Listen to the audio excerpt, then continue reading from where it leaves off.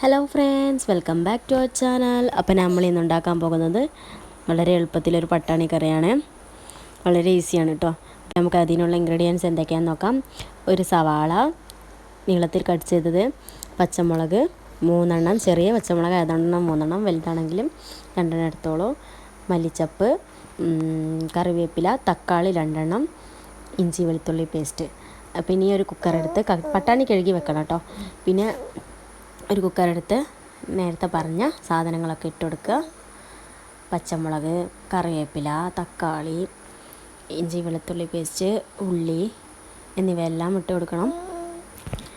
അതിനുശേഷം പിന്നെ പൊടികളായ ഉപ്പ് 1/2 ടീസ്പൂൺ ഇട്ട് കൊടുത്താൽ മതി. പിന്നെ ആവശ്യത്തിന് പിന്നെ വേണമെങ്കിൽ ഇട്ട് കൊടുക്കാം. മഞ്ഞൾപ്പൊടി 1/4 ടീസ്പൂൺ, പിന്നെ ഗരം മസാലപ്പൊടി 1/4 ടീസ്പൂൺ, ചിക്കൻ മസാലപ്പൊടി 1/4 ടീസ്പൂൺ, പിന്നെ വെളിച്ചെണ്ണ 2 ടീസ്പൂൺ. വെളിച്ചെണ്ണ 2 ടീസ്പൂൺ കൂടെ ഒഴിച്ചെടുക്കുക. എന്നിട്ട് കൈകൊണ്ട് നന്നായി കുഴച്ചെടുക്കണം. തക്കാളിയും ഉള്ളിയും എല്ലാം പച്ചമുളകും എല്ലാം ഒന്ന് ഉടഞ്ഞ് വരണം.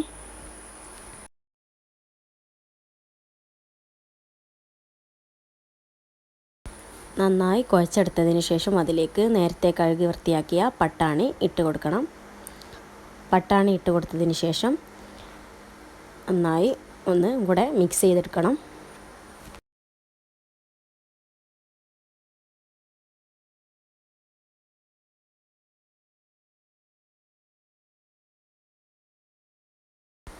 അങ്ങനെ മിക്സ് ചെയ്തെടുത്തിട്ടുണ്ട്. ഇനി ഇതിലേക്ക് ആവശ്യമായ വെള്ളം ഒഴിച്ചെടുക്കുക. വെള്ളം കൂടരുത്.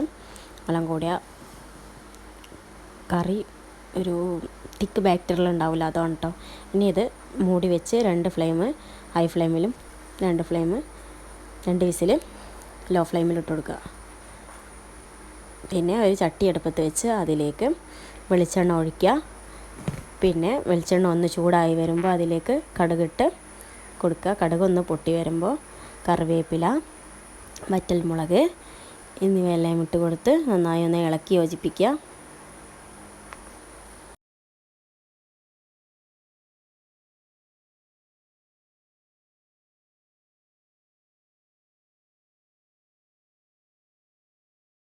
നന്നായി ഇളക്കി യോജിപ്പിച്ചതിന് ശേഷം നേരത്തെ വിസിലായ കറി ഇതിലേക്ക് ഒഴിച്ചെടുക്കുക.